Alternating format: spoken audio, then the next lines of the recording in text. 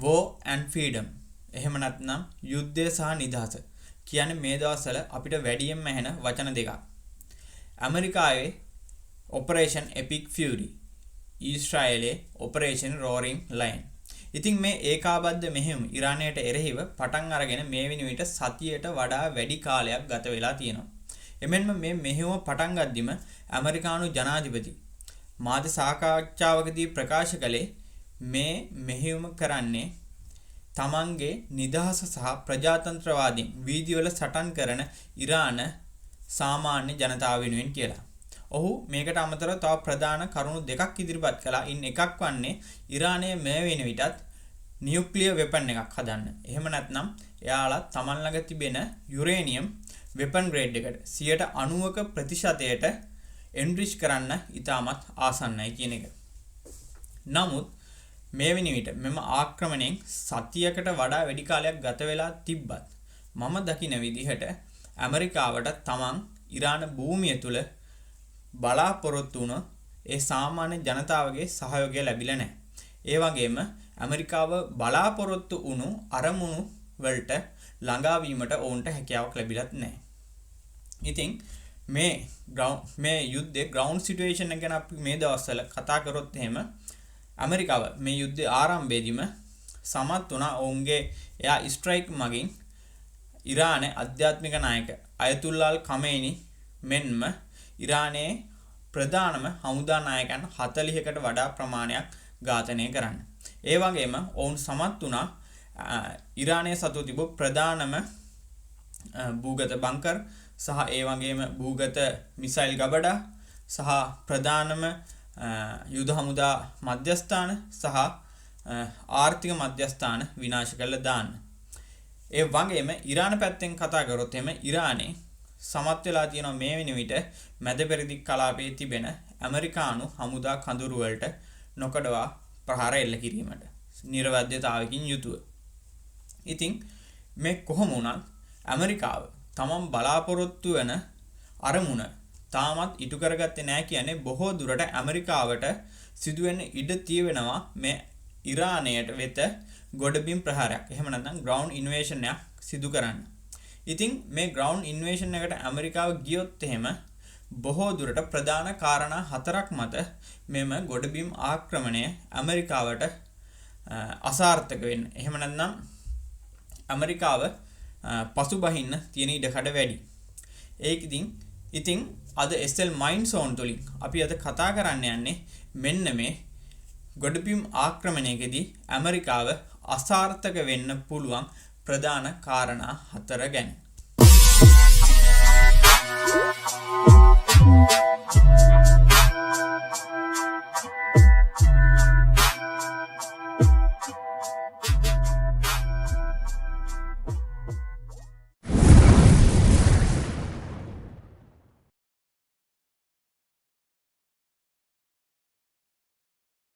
භූගෝලීය ස්වභාවය.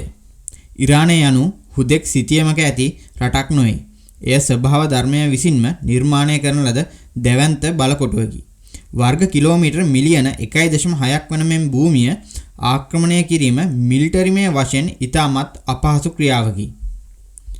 බටහිරින් සාග්‍රෝස් කඳුපන්තියත් උතුරින් ඇල්බෝස් කඳුපන්තියත් ඉරානය වටා ස්වභාවික පවුරක් ලෙස ක්‍රියා කරයි. මෙම කඳුමුදුන් අඩි 14000කට වඩා වැඩි උසින් පිහිටා ඇති අතර ඒවා හරහා ගමන් කළ හැක්කේ ඉතා පටු මංමාවත් කිහිපයක් හරහා පමණි.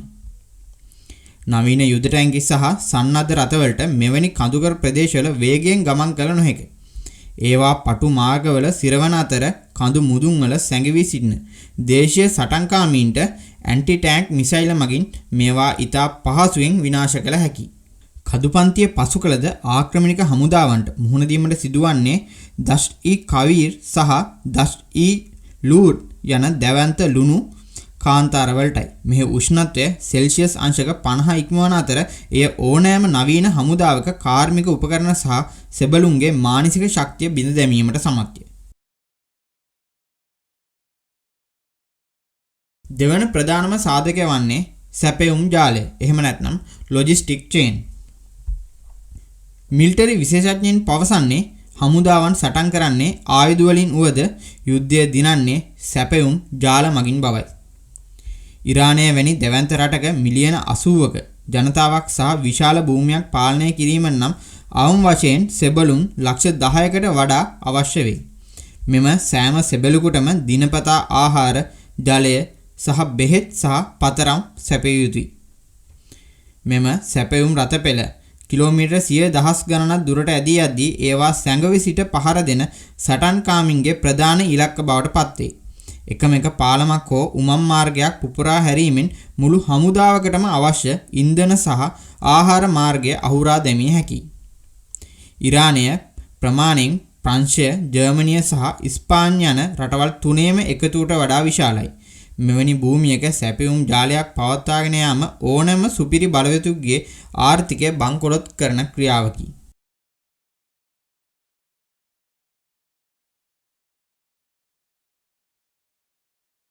තුන්වෙනි ප්‍රධාන සාධකය වන්නේ ගරිල්ලා යුද උපක්‍රම.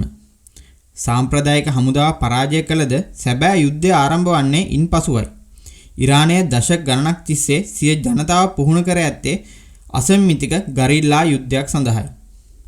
ඉරාන බසිච් ස්වේච්ඡා බලකාය සහ විවිධ මිලේෂියා කණ්ඩායම් කුඩා ඒකක ලෙස රට පුරා විසිරී සිටිති. ඔවුන් මධ්‍යම අනදෙන නිලධාරියෙකු නොමැතිව උවද ස්වාධීනව සටන් කළ හැකි. ඔවුන් සතුරා සමග මුහුණට මුහුණ ලොකු සටන් වලට එන්නේ නැත. ඒ වෙනුවට රාත්‍රී කාලයේදී පැමිණ පහරදී කඳු අතර සැඟවී ඇති. IED Improvised Explosive Device සහ සැඟවුණු බෝම්බ මගින් ආක්‍රමණික සෙබළුන් නිරන්තර මරණ බියෙන් තැබීමට ඔවුන් සමත්ය. වියට්නාමය සහ ඇෆ්ගනිස්තානය වැනි රටවලදී ලොව බලවත්ම හමුදාවන්ට සිදු වූ දේ ඉරානය තුළ මීටත් වඩා දරුණු ලෙස සිදුවනු ඇත. දේශීය භූමිය ගැන ඇති දැනුම සහ කැපකිරීමක් කිරීමට ඇති සූදානම ඔවුන්ගේ ලොකුම ශක්තියයි.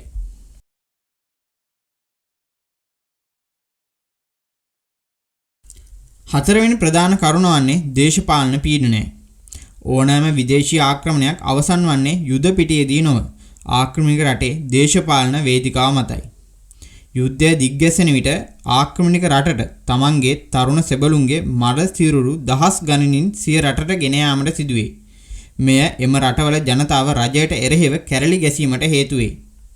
ඉරානය වැනි රටක යුද්ධයක් පවත්වාගෙන යාම සඳහා දිනකට ඩොලර් බිලියන ගණනක් වැය වේ. මෙය ආක්‍රමණික රටේ අධ්‍යාපනය, සෞඛ්‍ය සහ සුබසාධන කටයුතු අඩපණ කරමින් මහා ආර්ථික අර්බුදයක් නිර්මාණය කරයි. නවීන ලෝකයේ යුද්ධයක බියකරු දර්ශන සමාජ මාධ්‍ය හරහා තත්පරෙන් තත්පරය ලෝකයේ පුරා විසිරයයි. මේ ආක්‍රමණික රට ජාත්‍යන්තර හුදකලා කිරීමටත් දේශපාලන නායකත්වයේ පැවැත්ම අහිමි කිරීමටත් සමත් වේ.